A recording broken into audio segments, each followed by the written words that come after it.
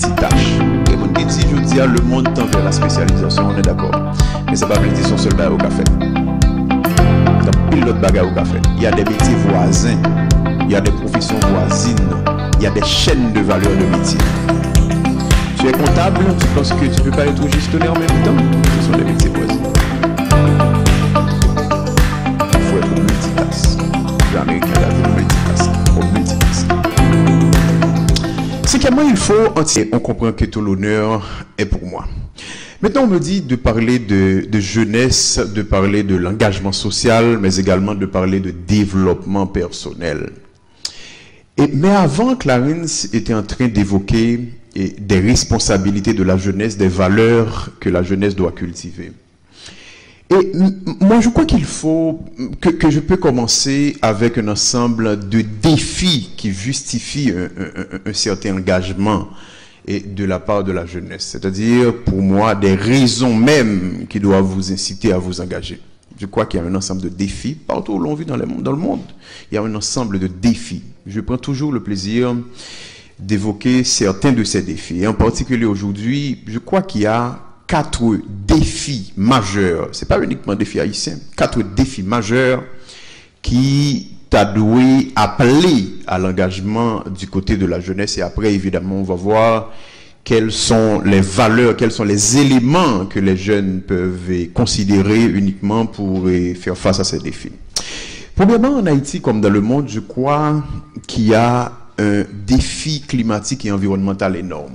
Il faut partager ces éléments. Parce qu'au fait, ce qui arrive, c'est qu'on parle avec la jeunesse, on a parlé de jeunesse.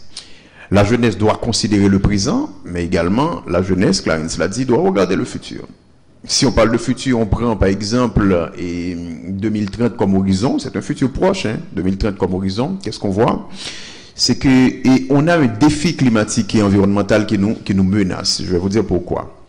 En 2030, à l'horizon 2030, les études montrent que a gagné dans le monde environ 120 millions de pauvres qui sont provoqués par ce qu'on fait de l'environnement aujourd'hui, c'est-à-dire de la pauvreté climatique, pauvreté environnementale. À l'horizon 2030, parce que le rapport que nous avons avec le climat aujourd'hui, le rapport que nous avons avec l'environnement, il veut provoquer sécheresse, des inondations fréquentes, de la chaleur, beaucoup de maladies pratiquement. Eh bien, écoutez, il y aura un certain nombre de personnes dans le monde d'ici 2030 qui vont tomber dans la pauvreté à cause de ça uniquement. Un certain nombre qui vont mourir, un certain nombre qui vont tomber dans la pauvreté. Haïti n'est pas un grand acteur en matière de changement climatique. Mais attention, Haïti sont gros victimes, comme pratiquement tous les autres pays pauvres. C'est-à-dire que nous avons un défi pratiquement climatique qu'il faut regarder en face. C'est-à-dire, rapport nous avec l'environnement, ou bien, écoutez, la sensibilisation que nous appelons à faire, ou bien, demander responsabilité de la part du gouvernement, ou bien, nous-mêmes engager nous tout dans la question ça. Non manière ou non façon ou non l'autre. C'est-à-dire, défi ça, le défi climatique, par contre, qu'on va vivre dans le monde là. Demain, ou aspirer pour son leader, autorité, ou pas prendre en compte le défi climatique. Il y a un défi climatique et environnemental énorme. Là, on va penser jeunesse, on va penser 2030, il faut regarder en face l'environnement aujourd'hui. Deuxième défi rapidement, il y a un défi pour moi démographique. Je dis à nous entre 11 et 12 millions en Haïti. À l'horizon 2030, très probablement, on a autour de 15 millions d'habitants. 15 millions d'habitants, sur quel territoire ils vivent? Nous autres parlons d'un défi climatique qui fait que le niveau d'élévation de la mer, ou bien la mer a privé jeune nous pratiquement, le levé jeune nous côté de vivre. Plus haïtien, moins espace de transport, beaucoup plus de bidonvilles dans le pays, beaucoup plus de pauvreté, parce que c'est une économie qui ne crée pas de richesse. Donc, ce défi démographique, comment attaquer à clé? Une richesse dans le pays qui grandit à un rythme pratiquement de 1%, alors que la population a grandi à un rythme de 2,5%. C'est-à-dire, il y a un véritable défi démographique qu'il faut regarder en face. Troisième défi rapidement, je crois qu'il y a un défi de la coopération internationale que nous devons tenir compte de lui dans quel que soit ça n'a fait. C'est qu'aujourd'hui, ou bien hier, on a eu un monde unipolaire dominé par les États-Unis d'Amérique, qui le chef de la coopération internationale dans le monde. Mais depuis quelque temps, d'autres puissances à travers le monde s'affirment. Aujourd'hui, on a la Russie. Aujourd'hui, on a la Chine. On a les briques qui montent en puissance pratiquement. Donc, nous avons sorti dans le monde unipolaire, ça, qui est dominé par les États-Unis d'Amérique, non monde qui pratiquement pas dominé par aucun pays. Sont multipôles de puissance qui à travers le monde à l'horizon 2030, par exemple. On veut être leader haïtien. Comment placer Haïti? Comment positionner Haïti? Question ça doit intéresser, non? Question ça doit intéresser, non? Nous sommes monde unipolaire, nous avons gros partenaires internationaux, ou bien en matière de coopération internationale, qui sont les États-Unis d'Amérique. Qui ça évaluation au bail en termes de retombée coopération ça pour Haïti? Je ne sais pas. Je vais répondre, nous avons répondu ça déjà. Est-ce que coopération ça permet à Haïti de sortir dans le trou? Nous avons répondu ça déjà. Après, on va se positionner. Où est-ce qu'on va? Où est-ce qu'on va? Nous avons sorti dans le monde unipolaire là pour entrer dans le monde multipolaire. C'est des grands défis, c'est des grands enjeux, c'est des grandes mutations à travers le monde. On ne peut pas aspirer pour leader demain, on ne peut pas garder mutation ça. Pour moi, mon quatrième défi, qui c'est le défi technologique et des métiers. Le défi technologique et des métiers. Qu'est-ce qui arrive dans le monde aujourd'hui? C'est que la technologie a tout bouleversé. Tout bouleversé.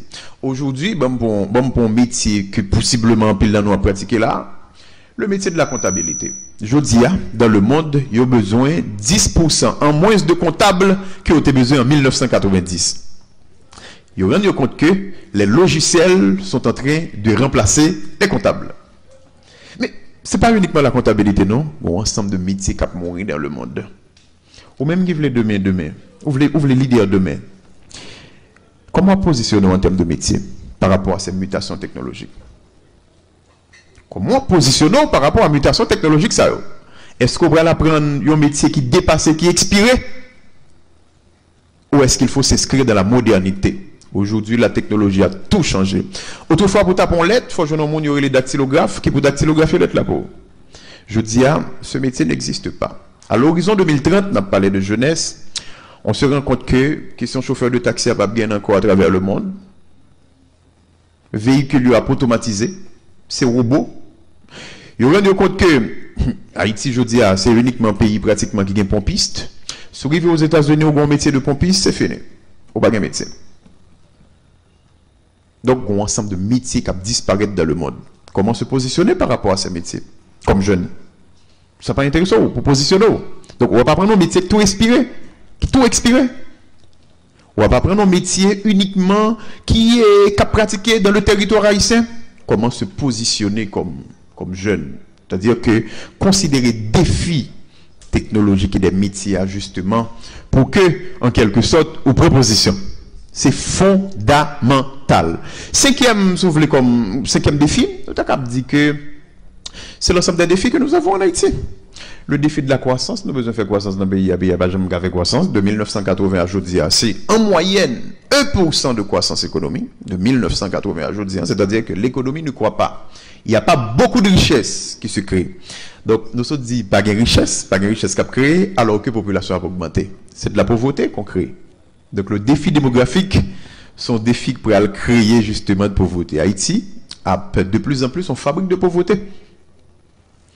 Le défi, pas même dit le défi de taux de change, nous connaissons déjà. Pas même dit le défi de la stabilité des prix, nous connaissons ça déjà.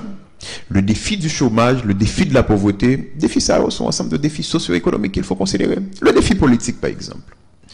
Le défi politique, regardez, depuis un pigot acte ou bien pigot action nous posé comme nation, c'est justement 1804, même jour. C'est-à-dire, même jour, 1804. Nous sommes nation, on a fondé la nation. Avant 1804, on n'était pas encore une nation. Nous étions colonisés, on a mené une bataille de l'indépendance. Écoutez, beaucoup de gloire, beaucoup d'honneur pour cette bataille de l'indépendance. Mais après, écoutez, on est dans l'instabilité politique. On est dans le partage des richesses. Le père de la patrie, il y a tout pour question richesse. On est dans des luttes intestines avant de passer à l'occupation américaine. Après l'occupation américaine, on passe à la dictature. Pratiquement, après la dictature, on est encore dans la lutte intestine. C'est un défi politique énorme. C'est un défi politique énorme. Donc, si vous considérez 5 catégories de défis, ça pratiquement, nous avons dit, mais qui ça me doit faire face à ce défi ça? Moi, je considère les défis comme étant des propos liminaires et c'est pour ça justement que je n'ai pas développé totalement. Maintenant, par rapport à ces défis qui ça que t'as de responsabilité ou bien comment on jeune t'a qu'à positionner par rapport et à éléments ça. Clarence ba un ensemble d'éléments. Mais moi-même cap dire que moi pense que gagner 10 éléments qu'il faut cultiver aujourd'hui quand vous voulez parler de développement personnel, quand vous voulez parler d'engagement citoyen ou bien engagement social, quand vous voulez parler de jeunesse. Pour moi, premier élément, c'est fondamental, il faut connaître son environnement socio-économique. Pas bon gens ou qu'à transformer un environnement sans pas connaître. Il faut connaître son environnement socio-économique. Quels sont les besoins? Qui besoin le gagner? Quels sont les besoins? Ensemble besoins, il faut identifier. Comment satisfaire les besoins? Quelles sont les ressources qui sont disponibles pour satisfaire les besoins? Donc, une vraie connaissance de son environnement est fondamentale. Une vraie connaissance de son environnement est fondamentale. Il faut connaître son environnement. On a parlé là de connaissance. Maintenant, quand on connaît environnement social, économique, le marché du travail, on connaît pratiquement tout, il faut prendre d'autres décisions. Deuxièmement, je répète à Tali, donc, m'a parlé de élément numéro 2, il faut entreprendre sa vie. Il faut entreprendre sa vie. Entreprendre sa vie veut dire quoi pour moi? Entreprendre sa vie veut dire que c'est un gros entreprise. Entreprise a un grand objectif, pas ça c'est à l'aise. Entreprise a un grand objectif qui c'est uniquement objectif de générer profit, de répondre à un ensemble de besoins sociaux, etc. Donc, nous prenons ce objectif là. Nous prenons une machine, nous. Mais on n'entreprend pas sa vie, un ensemble de responsabilités par rapport à la vie. Par rapport à la vie, responsabilité quoi? Responsabilité en termes de compétences. C'est le capital humain qu'on représente, par exemple. On représente un capital humain économique et social. Maintenant, comment entreprendre ce capital humain pour toujours plus efficace possible, voire plus efficient possible? Donc, il faut entreprendre la vie. Il y a des gens, il a planifié 2050. Il a planifié 2030, donc un mauvais comportement en matière de santé, par exemple. Il compte tout ça pour pas manger pratiquement, bon, puis là, il y a des limitations. Il compte tout ça pour pas manger qui néfaste ta santé, c'est eux qui manger. Ou ensemble de risques pour ne pas prendre, c'est eux qui prennent. Il a planifié 2050. Donc, on fait une chose et son contraire en même temps. Il faut entreprendre sa vie. Qui sont besoins pour la vie? Qui outils ou besoin de maîtriser dans la vie? Quels sont les outils à maîtriser dans sa vie? Est-ce qu'on a planifié 2050 alors que ton temps, c'est gaspillé ou gaspillé? Quand tu prends ton temps, c'est uniquement gaieté comique sur les réseaux sociaux alors que petit voisin lui-même l'a étudié, l'a planifié demain, l'a planifié le capital humain qu'il veut représenter.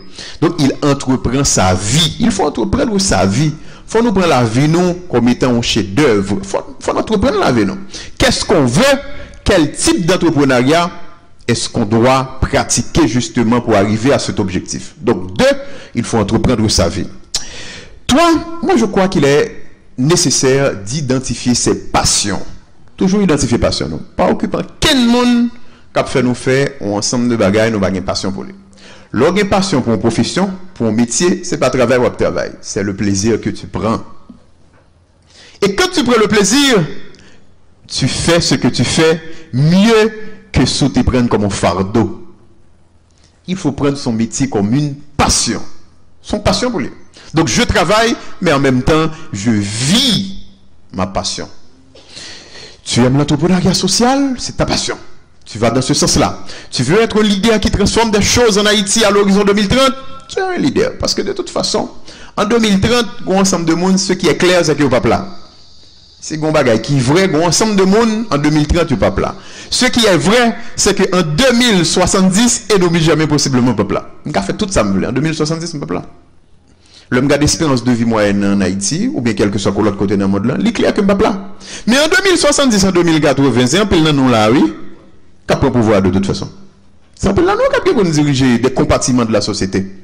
Mais, si justement où t'es voulu diriger, passion t'es dirigé et que, écoutez, et ou pas de prendre son passion ça, écoutez, on a un problème pratiquement. Donc, on pas t'appeler à diriger, on veut le diriger. Donc, on va prendre fardeau, mettre sous tête pour régler l'autre bagarre, question de direction en pays, pratiquement. Donc, moi, je pense que, écoutez, faut que nous prenions métier, nous, comme étant en passion. Et deuxièmement, alors, pas deuxièmement, on a parlé de, et pratiquement, et quatrièmement, Je ne pense pas que l'important pour nous confiner nous non seule tâche. Il faut être multitâche. Les gens qui disent, je dis, le monde tend vers la spécialisation, on est d'accord. Mais ça ne veut pas dire son seul bail au café. Dans pile l'autre bagarre au café. Il y a des métiers voisins, il y a des professions voisines, il y a des chaînes de valeur de métiers. Tu es comptable, tu penses que tu ne peux pas être gestionnaire en même temps? Ce sont des métiers voisins. Il faut être multitask. J'ai américain a dit le multitask. Il faut multitask. Cinquièmement, il faut anticiper les besoins de demain. Ça dit nous que on évolue, on vit dans un monde en pleine mutation. Les choses changent à la vitesse de la lumière. Aujourd'hui, on a eu ça. Demain, on a eu une autre chose. Après demain, on a quelque chose d'autre. Il faut anticiper. Il faut anticiper pour se positionner. Il faut anticiper les besoins de demain. Partout dans le monde, dans quel que soit le domaine, la politique, l'entrepreneuriat ou quel que soit l'autre domaine, aucun qui laisse, qui est généralement abdominé, ce sont ceux et celles qui ont une longueur d'avance. Il faut qu'on ait une longueur d'avance sur les autres. Il faut qu'on ait une longueur d'avance. Il ne faut pas voir uniquement le présent. Il y a quelque chose qui va arriver. Là, on est dans une situation inacceptable dans le pays, on est dans une transition, ou pas une lecture de situation. Hein? Qu'est-ce qui peut arriver? Il faut avoir une longueur d'avance sur les autres. Parce qu'il ne faut pas oublier, on vit dans un monde de compétitivité. C'est-à-dire que, écoutez, pendant la Kaiwa, on a Chinois qui ont compétition avant. Il faut anticiper. Le Chinois, il anticipe. Ou du moins, on anticipe pour le Chinois. Toi, tu ne veux pas anticiper? Tu veux vivre chaque jour levé ou vivre et puis c'est fini? Il faut anticiper. Qu'est-ce qui peut t'arriver? Tout grand leader, c'est anticiper ou anticiper? Oui, anticipation. Hein? D'ailleurs, l'anticipation fait l'histoire mondiale, fait l'histoire du monde. Quand on y devine pour la première fois, Thomas Edison, peut-être, dans un moment donné, il dit un groupe de monde, il va le faire, il va l'inventer. Et l'ampoule électrique, la première réaction, quand on vient avec l'idée, on dit le mec il est fou, c'est chimérique ce qu'il veut faire. C'est la première chose. Après on dit oh apparemment c'est possible. Et finalement on vit la chose comme une réalité. C'est comme ça l'histoire du monde. Il y a une idée qui arrive, tout le monde dit mais c'est chimérique. Qui aurait pensé que je dis à l'Amdakala, mon live, au monde qui a Chine abgadem? Quand quelqu'un a dit ça pour la première fois, on a dit c'est chimérique. Il ne faut pas penser à quelque chose comme ça. Mais il a eu une longueur d'avance, une lecture anticipée sur ce qui va se passer. C'est-à-dire que l'histoire de l'humanité, les idées viennent, il ne faut pas oublier, ce sont les idées qui mènent le monde. Ce sont les idées qui mènent le monde. Toutes les grandes choses sont originaires des idées. Ce sont des idées. Et d'ailleurs, c'est bien qui pire qui existait dans le monde. C'est les idées. Moi, ça me demande une idée. C'est-à-dire qu'on veut mener le monde, on pose des actions sans des idées. Pendant ces biens piraires-là, c'est bien plus partageable. Quand j'ai une idée, je partage mon idée avec vous, j'ai toujours mon idée. C'est seulement quoi que c'est l'idée le vol. Quand j'ai mon idée, si j'ai le téléphone, je vous donne le téléphone, j'ai plus le téléphone. Mais si je partage mon idée avec vous, j'ai toujours mon idée. Je possède encore mon idée. En général, on ne veut pas partager les idées. Pour ça, on n'a pas de support, on n'a pas d'aide, on ne développe pas de partenariat. C'est pour ça qu'il y a son pays qui n'a pas de partenariat. On ne développe pas de partenariat. Maintenant, sixième élément qu'il faut cultiver pour moi, il faut toujours considérer la reconversion. La reconversion, pourquoi? Parce que de toute façon, il y a des choses qu'on n'a pas anticipées. Il y a de nouveaux besoins qui émergent dans le monde, il faut se reconvertir. En France, écoutez, chaque année, on enregistre des taux de reconversion professionnelle. Reconversion professionnelle veut dire que, écoutez, j'étais économiste aujourd'hui, et demain, je suis toujours économiste, mais il n'y a pas de problème, je suis beaucoup plus dans le trading. C'est-à-dire, ma trade sur le marché. Je suis beaucoup plus proche de la finance. Et après, il y a un autre domaine peut-être qui s'appelle la finance technologique. Je suis dans ce domaine-là, donc je me reconvertis professionnellement. Il faut considérer la reconversion professionnelle. J'en dis peut-être non que nous, on bagaille, nous pas qu'à l'autre bagaille. Ça n'existe pas, notamment pour la jeunesse. Il faut toujours considérer la reconversion. Septième élément, notamment pour un leader, il faut toujours trouver le bon moment pour sortir de l'ombre. Nous mettons ça dans la tête, non? Il faut toujours trouver le bon moment pour sortir de l'ombre, comme un leader. Donc ça, nous avons parlé à Samuel Madistin, son avocat. Monsieur dit que les jeunes avocats, il pas jamais voulu le plaider. Il pas jamais le plaider parce qu'avocat en chef dans le cabinet côté l'IA, il a considéré monsieur comme très compétent et il est très compétent de fait. Maintenant, tout avocat qui dans le cabinet rend compte que Samuel Madistin a des capacités, même si pas convaincu. Eh bien, avocat en chef là, en bon moment, monsieur dit que il y a une difficulté, tu as 4 pour le plaider demain, il va pas aller, il a choisi Madistin. Madistin arrivé, premier monde le chita c'est avocat. Avocat qu'on seul il a besoin de faire suivre Madistin. Samuel Madistin a éclaté à ce moment-là, il a sorti de l'ombre. Il faut trouver le bon moment pour sortir de l'ombre. C'est vrai dans le sport. Nous sommes grands fanatiques de basketball. Quand le joueur titulaire là, c'est monsieur seulement qui se pèse à l'équipe là. Les monsieur blessé. Joueur réserviste là, en général, où elle a une grosse capacité. En général, il lui faut sortir de l'ombre à ce moment-là. La sortie de second à le premier. Il faut toujours trouver le bon moment pour sortir de l'ombre. Et nous, jamais sauté de naïf, je reconnaître un monde de Prince. Je une seule occasion, je savais même pas encore, il n'y avait même pas encore quelqu'un pour me dire ce que je vous dis là.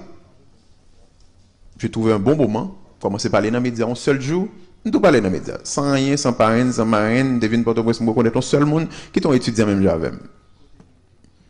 Il faut trouver le bon moment comme jeune pour sortir de l'ombre, pour faire une différence dans votre communauté. Il faut trouver le bon moment pour faire cette différence. C'est-à-dire qu'il y a un besoin, il y a les grands rendez-vous. On a besoin de vous trouver le bon moment pour sortir de l'ombre. 8. Mes chers jeunes, vous avez uniquement 24 heures de découragement. Quand vous faites ce que vous aimez, c'est difficile. Vous sentez que vous n'avez pas de persévérance. Écoutez, découragement à venir. Découragez uniquement pendant 24 heures. Vous avez uniquement droit à 24 heures de découragement. Après 24 heures, reprends, bâton pèlerin, continue à faire ce que tu as fait. Et je vous garantis que vous avez réussi là-dedans. C'est 8e élément. C'est-à-dire, vous avez uniquement droit à 24 heures de découragement. En pile fois, je performé en task, je fais un bagaille. Moi, je me rends compte que c'est trop compliqué, les bonnes peut-être fait mal. Je me suis donné uniquement 24 heures de découragement, le temps de passer d'une chose à autre chose. Et après, je reviens après 24 heures. C'est une règle de productivité. Autant les grands leaders d'entreprise dans le monde, ils se donnent 24 heures de temps de découragement. Après 24 heures, il faut revenir. Si vous faites 48 heures, vous faites 72 heures, qu'on est que concurrent, là, qui est en face là, le coucher la caille, ou est lumière la caille allumée, c'est 24 heures, monsieur, t'es ballot, mais vous battez de 72 heures. Il a une longueur d'avance sur vous. Donnez-vous uniquement 24 heures de découragement. Après, il faut revenir sur ce que tu as fait. On va faire avec beaucoup plus de succès. Et surtout, il y a eu un ensemble de leçons apprises dans les difficultés. C'est-à-dire que l'elle compliqué, il y a eu un ensemble de leçons apprises. Après 24 heures, revenez. On va faire quand même. Parce que pas oublier. Pas oublier. En pile bagage nous dit nous pas faire, nous pas faire pour tel métier, ça n'existe pas. Ça n'existe pas. D'ailleurs, comme on a dit, le bon sens c'est la chose la mieux partagée au monde, mais qu'on l'autre gens dit, il y a donc que on a chacun un don qu'on ne veut pas découvrir. On va découvrir dans ça dans un seul moment. C'est lorsqu'on met au travail. Pas qu'un secret au travail. Donc pour là, c'est ça où il est là. Les dotations naturelles. Les dotations naturelles veut dire quoi? Bon, c'est un thème qui existe en économie beaucoup plus. C'est que, vous faites dans même l'hôpital, à petite voisine, nous avons même l'âge, nous faites même jour, dans même seconde là, nous couchons pratiquement sous 2 cabanes pratiquement qui à côté, mais nous pas même monde. Parce que justement, on a reçu des dotations initiales différentes. C'est pour ça qu'on est génie en quelque chose. Ou même au font l'autre bagaille, on a des dotations initiales différentes. Mais dotation initiale, ça, c'est uniquement vous-même qui a converti en succès. Moi, par exemple, quelqu'un comme Ronaldinho Gaucho, pardon, monsieur, pour moi-même, c'est la personnification du football. Ronaldinho, je dis à ça, parler de football, le tas de dit, le génie du football, etc., etc. Il a tout pris, mais son seul bagaille. Le mec, il n'a pas eu de discipline. Cristiano Ronaldo, peut-être, a un talent moyen. Je pense que Cristiano Ronaldo a un talent moyen. mais le mec, il est persévérant. Clarence vous a parlé de persévérance. Le mec, il est au travail. Le mec, quand ça ne marche pas, de même se poster sur Instagram, se moto la fait sport. Il va être uniquement 24 heures de temps de découragement. Cristiano perdu 4-0. Demain, le posté lui dit, at work, la travail dur. Écoutez, il est abattu par l'échec. Il n'est pas content, le mec, mais il se donne 24 heures de temps de découragement. Parce que si monsieur va être les 48 heures, bon, l'autre va être uniquement 24 heures de temps de découragement. Eh bien, 9e, je sais qu'on me dit que, écoutez, et je suis dans les limites du temps. 9e élément à cultiver, il faut justement cultiver ce qu'on appelle le grit. G-R-I-T. Le grit, c'est encore un concept d'Atali, que Atali a évoqué. Atali a dit que le grit, c'est quoi? C'est tout ce que Clarence a dit. C'est la persévérance, c'est la motivation. Il ne faut pas se laisser abattu par les difficultés de la vie. Ça, c'est quelque chose notamment qui est vrai en basketball. Kobe Bryant, malheureusement, qui parle encore, qui est mort dans un accident d'avion. Monsieur développe un concept qui est le Mamba Mentality. Mamba Mentality. Mamba Mentality, c'est pour monsieur montrer persévérance noire pour le mener à bout un objectif. C'est-à-dire que les gros objectifs, les mener à bout. L'on regarde un sportif, comment on le sport? On appelle ça l'éthique du travail. Quelle est ton éthique du travail? Pas un genre pour grand basketball, pour grand basketteur, ou pas une éthique du travail, ou pas cultiver le grit. Ça n'existe pas. Moi-même, en général, je n'aime le sport. J'aime écouter sans mesure aujourd'hui le basketball. Premier jour, je regarde basketball, je me dis non. C'est pas ça, mon niveau de motivation là-dedans, c'est pas possible. Michael Jordan, il aurait mis des gouttes de basketball, son équipe a un paquet d'échecs. Il dit, monsieur, il y a un monde qui dit, monsieur, écoutez, ouais, ou même, pas grand gens qui a grand basket, ou qui grand basketteur, ou pas qu'on endole, ou pas qu'on m'en touche balle là bien. Monsieur dit, c'est vrai. Je veux dire, dans l'histoire du basketball, c'est qu'il y a plus move dans le basketball là. C'est-à-dire qu'il endole balle là bien. Vous comprenez ça? Monsieur, son équipe travaille dur, qui cultive le grit, il a l'éthique du travail. Pas bon gens. Attendez, son travail, attendez, écoutez, ou saute l'école, ou travaille 5 heures. Ou une capacité, pas de problème. Ou l'autre citoyen qui travaille 8 heures. Tu peux être génie, mais il sait quelque chose que tu ne connais pas. Il connaît quelque chose que tu ne connais pas. Parce que monsieur travaille plus pas ça. C'est aussi simple que ça. Aussi simple que ça. Son aigle qui est persévérance, qui cultive le grit. G-R-I-T. Il faut cultiver le grit. Ah, là-bas, il y a aucun secret là-dedans. Aucun secret. On connaît l'homme depuis jeune, beaucoup on a commencé un petit genre et vieilli, si nous regardons un point blanchi pratiquement. L'homme depuis jeune, long budget de la République sorti à 8 h du soir, de 8 h du soir à 4 h du matin dans le budget. Mais demain matin, tout le média a besoin de relais. Ou pas dire, c'est pas moi après relais, si vous voulez relais. Parce que tout le monde a dormi. Tout le reste monde qui pour le budget a dormi. Demain matin, média a besoin de budget. Et seulement compte budget. Parce qu'on a travaillé. Parce que justement, en dépit de toute difficulté de sommeil, j'ai cultivé le grit. Il faut cultiver le grit. Eh bien, 10e point, 10e élément à cultiver pour moi-même, c'est que, mesdames et messieurs, on a pratiquement tourné dans la case de départ là, c'est que il faut parfaire son art. Il faut parfaire son art. Son art, son œuvre d'art que oui, pratiquement. Il faut parfaire. On œuvre d'art, son bagaille, il fait et puis bon possible jusqu'à ce qu'on arrive au niveau de chef-d'œuvre pour que tout le monde remène. Pour le cas, plus résultat. Bon résultat, c'est-à-dire qu'on apprécie l'art, écoutez, on prend plaisir, etc., etc. Il ne faut pas faire son art. Il ne faut pas faire son art, mais vous, comment pour pas faire art là? Il y a un principe fondamental, c'est innovation. Je dis à qu'on règle dans le monde, c'est innover ou mourir. Innover ou mourir. Si vous pas innover, que autant produit, c'est pour ça, en matière de business, il y a l'innovation. Si vous pas innover, on va mourir. Le MTP jeune, c'est sur i5, dès qu'on allait comme réseau social. i5 pas innover, i5 mourir. En pile entreprise, si vous pas innover, on va mourir. Ou même tout, comme professionnel, comme œuvre d'art. Si vous pas innover, on va mourir. Dites tout, innovation ou la mort. Il faut innover parce qu'un professionnel qu'on mourit, un métier qu'on mourit, un produit qu'on mourit, même gens monde qu'on mourit. Il faut innover. Donc voilà, mesdames, messieurs, les 10 éléments que je voulais partager avec vous. Et même si j'étais dans les confins du temps, merci beaucoup. Et on a la question. fort, pla, pla, pla, pla, pla, pla, pla.